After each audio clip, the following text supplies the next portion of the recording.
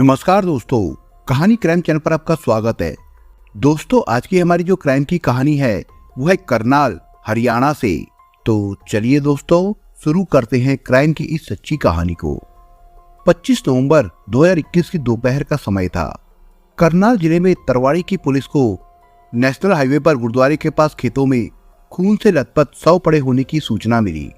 खबर मिलते ही पुलिस मौके पर पहुंच गई तो वास्तव में वहां एक व्यक्ति का शव पड़ा मिला। शव की हालत और आसपास के माहौल को देखकर हत्या का अंदाजा लगाया जा सकता था। शव के पास ऑटो स्टार्ट करने वाली रस्सी पड़ी थी। वहीं पर एक मोटरसाइकिल भी खड़ी थी। मोटरसाइकिल की चाबी नीचे जमीन पर पड़ी थी। खेत में औंधे मुंह पड़े शव से करीब 15 फीट की दूरी पर अंग्रेजी शराब की खाली बोतल थी। खाली बोतल के ठीक सामने करीब 10 फीट की दूरी पर बोतल के रैपर भी पड़े थे और साथ में 2 प्लास्टिक के गिलास भी थे। एक पुलिसकर्मी ने जब शव को पलटकर सीधा किया तब उसके सिर और गर्दन पर चोट के निशान पाए गए थे। वहां मौजूद लोगों में से जब कोई भी शव की शिनाख्त नहीं कर पाया तो पुलिस ने जरूरी कार्रवाई करके शव को पोस्टमार्टम के लिए भिजवा दिया। शव की शिनाख्त के बाद उसकी पहचान करनाल जिले में नीलोखेड़ा में नीलनगर निवासी अमनदीप के रूप में हुई।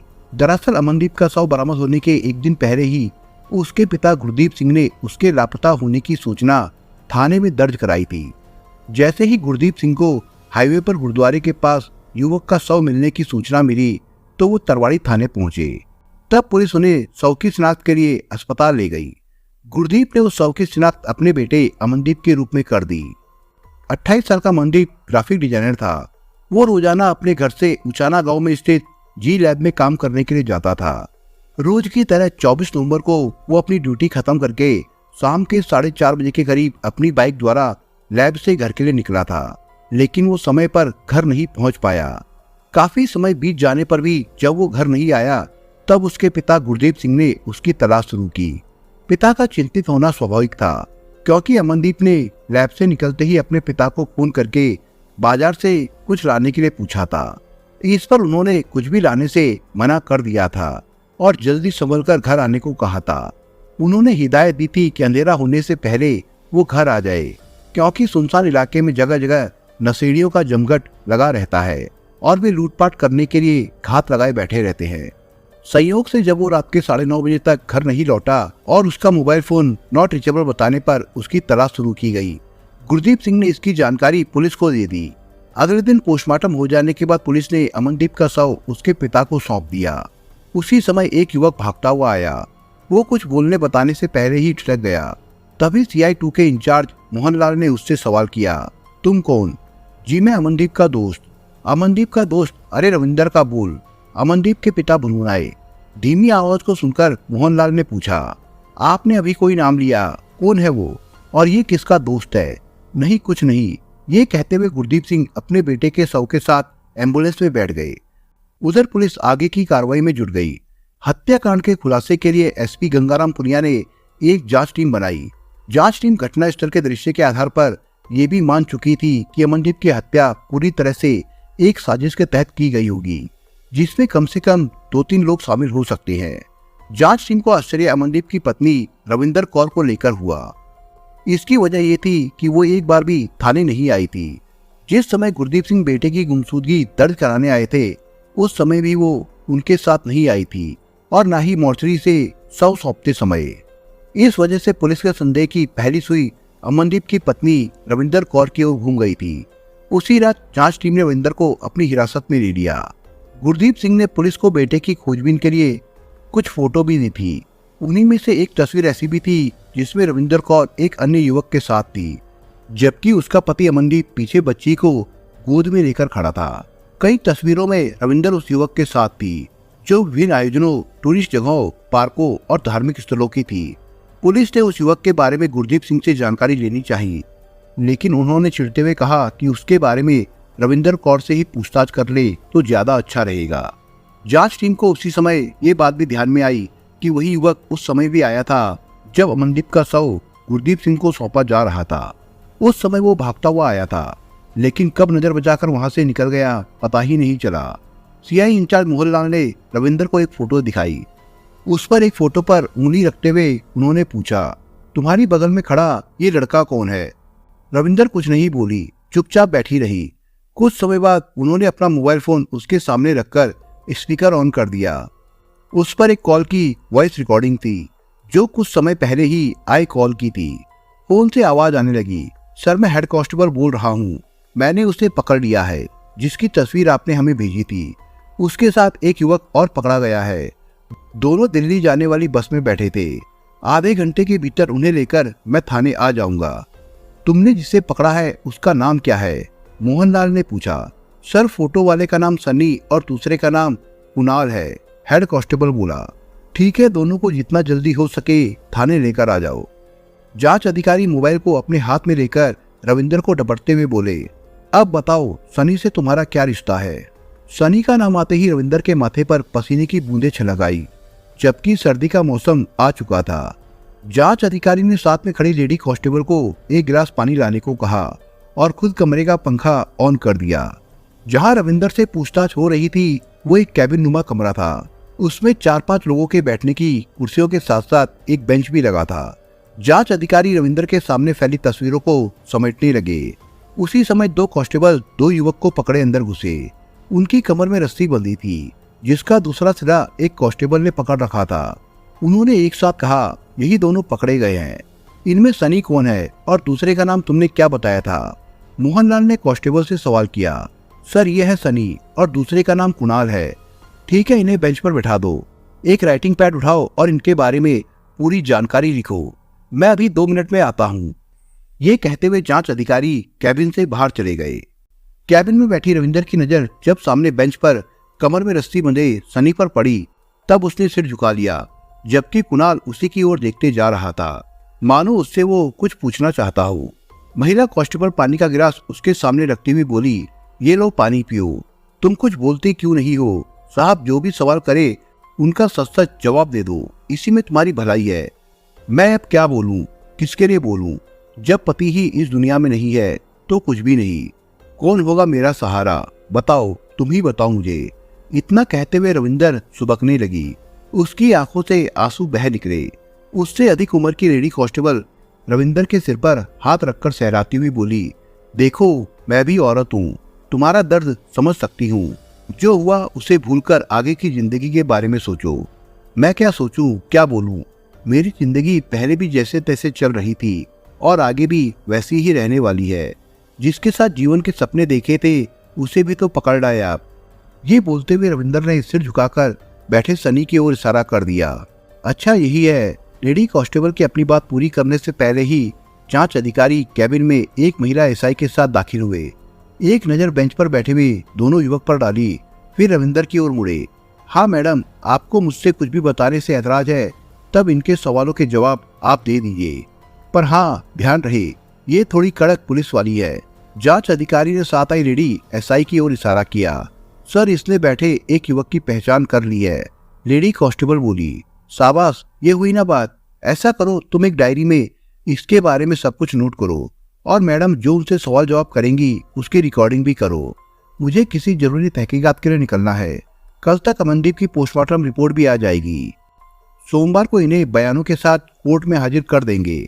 ये कहकर जांच अधिकारी मोहनलाल ने रविंदर और पकड़े गए दोनों युवकों से पूछताछ का काम लेडी एसआई और कांस्टेबल के जिम्मे सौंप दिया।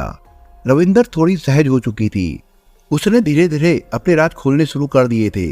सब कुछ लेडी कांस्टेबल ने लिखना शुरू कर दिया था।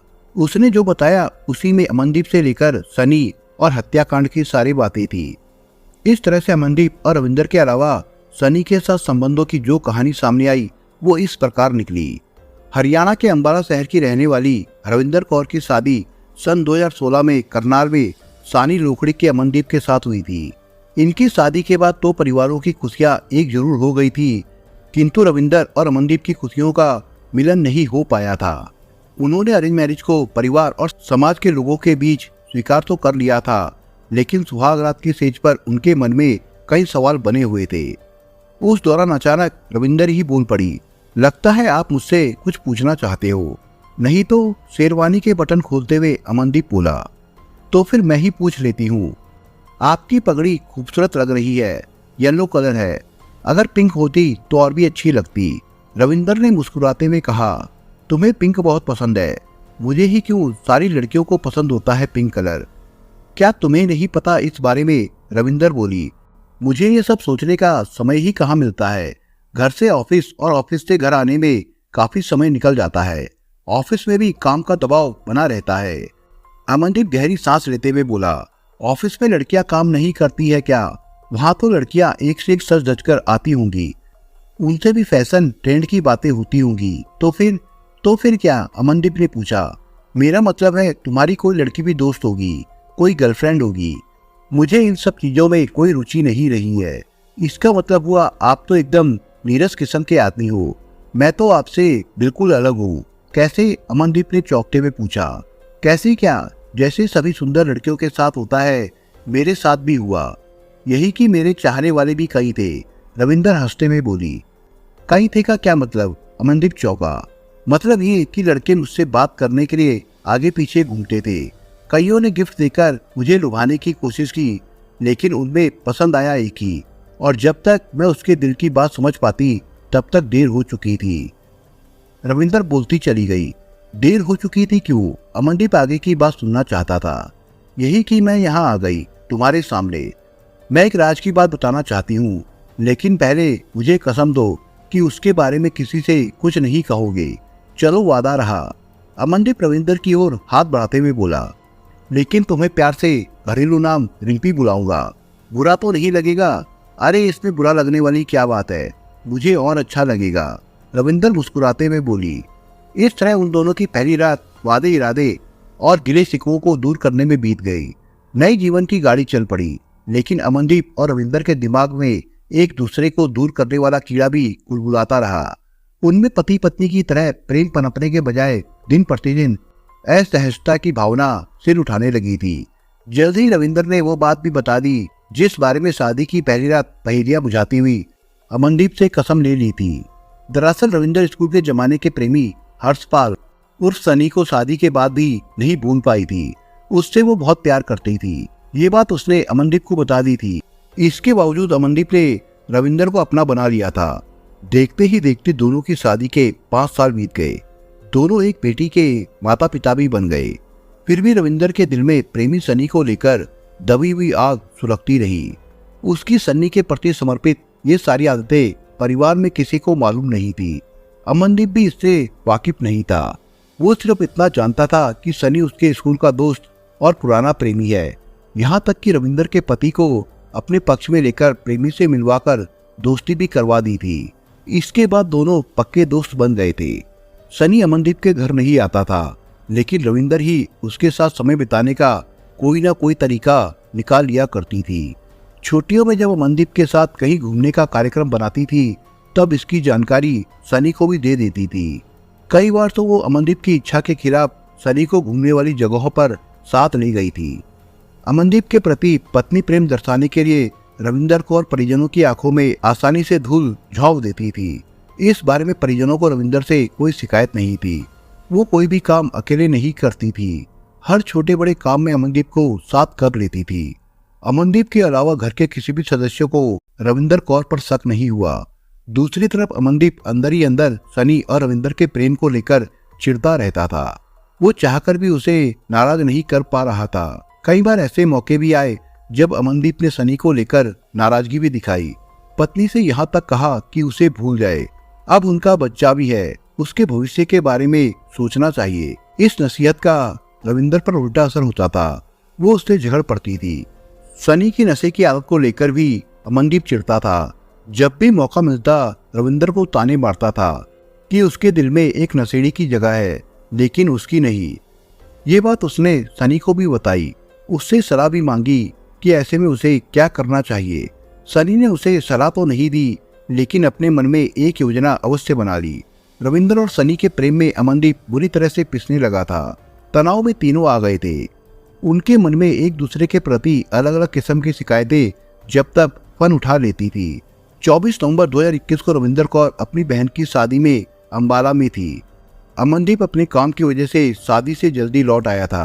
सनी ने अमनदीप को किसी खास बात के लिए 24 नवंबर की रात को बुलाया था। अमनदीप जब उसके कहने पर सनी के पास गया, तब उसने नशे की हालत में उससे सॉरी बोला। सनी के साथ उसके 2 दोस्त कुणाल और मनी पेंटर भी थे। सनी अमनदीप से बात करने के लिए उसे हाईवे के बगल के खेत में ले गया। वहां उसने अमनदीप के दोनों हाथ पकड़ लिए। वो बोला, भाई मैंने आज तुम्हें सॉरी बोलने के लिए बुलाया है। मैंने अपनी दूसरी गर्लफ्रेंड से शादी कर ली है। आखिर कब तक रविंदर की यादों में अपनी जिंदगी बर्बाद करता रहता। ये बात उसे नहीं पता है। मेरे 2 बच्चे भी है। ये सब सुनकर अमनदीप अवाक रह गया। कुछ बोलने को ही था कि सनी बोला, हमारी तुम्हारी ये आखिरी मुलाकात है, चलो थोड़ा साथ में खा पी ले। और फिर वे खेत के अंदर चले गए। वहां सनी, कुणाल और मनी पेंटर के साथ अमनदीप ने शराब का जश्न मनाया। नशे की हालत में अमनदीप जाने को उठा और 4 कदम चला। जेब से मोटरसाइकिल की चाबी निकाली, लेकिन वो वहीं गिर गई। तभी पीछे से सनी के दोस्तों ने अमनदीप के सिर पर हथौड़े से वार कर दिया। अचानक हुए हमले से अमनदीप जमीन पर गिर पड़ा। उसके बाद सनी ने ऑटो स्टार्ट करने वाली रस्सी से अमनदीप का गला घोंट डाला। पुलिस हिरासत में रविंदर कौर के अलावा सनी और कुणाल से हुई पूछताछ में कई बातें सनी के बारे में मालूम हुई और ये भी साबित हो गया कि अमनदीप की हत्या में उसकी पत्नी रविंदर कौर भी शामिल थी। रविंदर कौर ने पुलिस को बताया कि उसे अपने पति की मौत का कोई अफसोस नहीं है। उनसे पूछताछ के दरमियान ही तीसरा फरार आरोपी मनी पेंटर भी पकड़ा गया था। उसे पुलिस छत्तीसगढ़ से गिरफ्तार कर लाई थी। पुलिस तीनों आरोपियों को लेकर लुधियाना में अमनदीप की हत्या वाली जगह पर ले गई। वहां हत्या में इस्तेमाल हथौड़ा और चाकू मिल गया। कानून से बचने के लिए सनी ने कई प्रयास किए। यहाँ तक कि घटना स्थल पर वो 10 नंबर के जूते पहनकर आया था, जबकि वो 7 नंबर के जूते पहनता था। वो थाने भी गया था। उसने प्लान बनाया था कि अपने दोस्त के गुम हो जाने की शिकायत दर्ज करवाएगा, लेकिन तब तक अमनदीप का शव बरामद हो चुका था। सभी आरोपियों से पूछताछ करने के बाद पुलिस ने उन्हें न्यायालय में पेश किया, जहां से सभी को जेल भेज दिया गया था। दोस्तों, इस कहानी के बारे में आपके विचार क्या है, हमें कमेंट बॉक्स में जरूर बताएं। और दोस्तों, अगर आपको हमारा काम पसंद आया हो तो वीडियो को लाइक शेयर जरूर करिए। और अगर आपने अभी तक चैनल को सब्सक्राइब नहीं किया हो तो जाने से पहले चैनल को सब्सक्राइब जरूर करिए दोस्तों। धन्यवाद।